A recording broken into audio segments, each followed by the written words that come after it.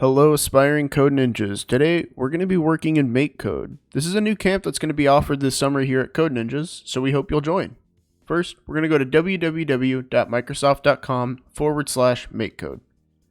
When we go to the landing page, we'll see MicroBit, Circuit Playground Express, Minecraft, Q, and Lego Mindstorm. We're going to be under Arcade. So, we're going to go ahead and click on Arcade. Once the page loads, we'll see My Projects, some tutorials, which will teach us some introductory steps into making a game, multi-part tutorials, which are a little more complex and introduce new concepts, and live coding. Live coding are streams of people making things in MakeCode. It's a nice place to find some new ideas. So, today we're going to go to Lemon Leak, and you'll see 3 different things pop up: blocks, JavaScript, and Python. These are different ways of coding. We'll be under blocks as it's the easiest and what we will be focusing on at camp. When we open up Lemon Leak, it'll give us a brief introduction of the game. We are Lemon who is dodging strawberries. So, when we start our game, what it asks us to do is set the background color to purple. We can find the block for setting the background color to purple under our Scene section. So we'll go to Scenes, Set Background Color to, click on the gray square, and click on purple. If we were to start our game, you'll see that the background is changed to purple. The next thing that the steps asks us to do is to change your sprite to a lemon. So, we're going to go to Sprites, we'll click on Set My Sprite to, we'll drag it under our Set Background Color, click on the gray square, and in this we have our Sprite Editor. Here you can draw or select a sprite from the gallery. We also have an My Assets tab. Unfortunately, we have nothing in our My Assets tab, so we'll go to Gallery. In our gallery, MakeCode offers a lot of different sprites for us to use and abuse in our game. Many of them have animations, other of them have special effects, but today we're just going to grab our lemon. So we'll scroll to the top, click on our lemon. It looks pretty good, so we'll hit done. Now you'll see that our sprite is set to a lemon. When we play our game, on the middle of our screen, we should see a lemon pop up. Alright, now the next thing to do is to control our lemon. So we'll hit Controller.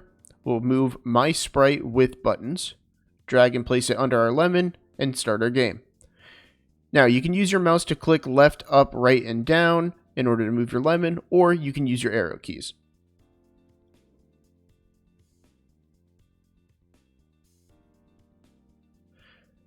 For step 3, we're going to go to Set My Sprite to stay in screen. We'll drag and place it under our controller, and then we're going to go to Info, set countdown to 30 seconds.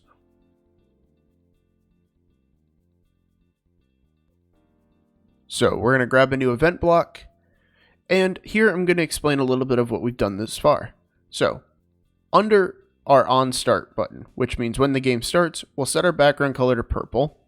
The game will recognize that the lemon is us, the player. We're able to move the player around with our arrow keys or any buttons, and our lemon cannot leave the screen. We also have a countdown that's set to 30 seconds.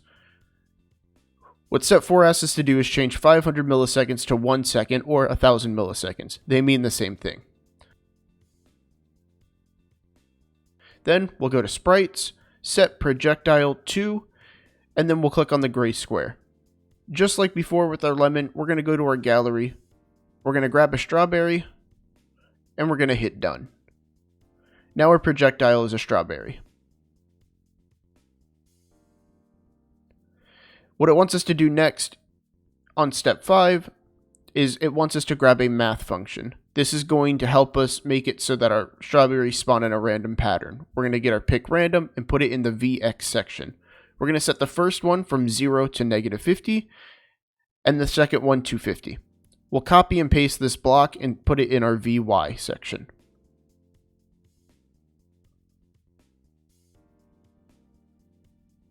Now if we start our game, we should see strawberries fly all around the screen in a random location. However, there's one problem with our game so far, and that is, if we run into our strawberries, there's nothing telling the player whether or not they're winning or losing. That's where this next step comes in. This next step is going to have us go to our sprites. We're going to grab a new event block, And this is a long block, but what it means is when the sprite of your player is touching the other sprite of what we'll set to projectile, we're going to add an effect to our sprite, and that effect is going to be the spray effect. We're going to set it from 500 milliseconds to 200 milliseconds, and then we're going to go to Info. We're going to change our score by 1 for every 200 milliseconds they are touching. And we have just finished our game. Congratulations, ninjas. If you were following along, you've just made your first game in MakeCode. I hope that this was somewhat fun, but we have another step before it's completed. And let me just explain real quick that because the purpose of the game is not to touch the berries, the lowest score is going to be what wins, not the highest. We'll click on Finish, and this will allow us to publish our game. When we publish our game, we need to give it a unique title. I named mine Code Ninjas Camp. Also, when we publish our project, it's going to generate a random link for us to send to our friends and our family, and it'll allow them to play our really cool game. And finally, we get onto the MeowBit portion of MakeCode, which is our little Game Boy. We'll hit download, click on MeowBit if we have a MeowBit, and so long as our MeowBit is plugged into our computer, we're able to play it. So, once it is finished downloading, we'll jump right over into the MeowBit. So, here's our MeowBit. If we click the left button, we go left, we have up, down, right, B, A, and then on the sides, it's kind of hard to see, but the bottom button is a menu button. The top button is a reset button.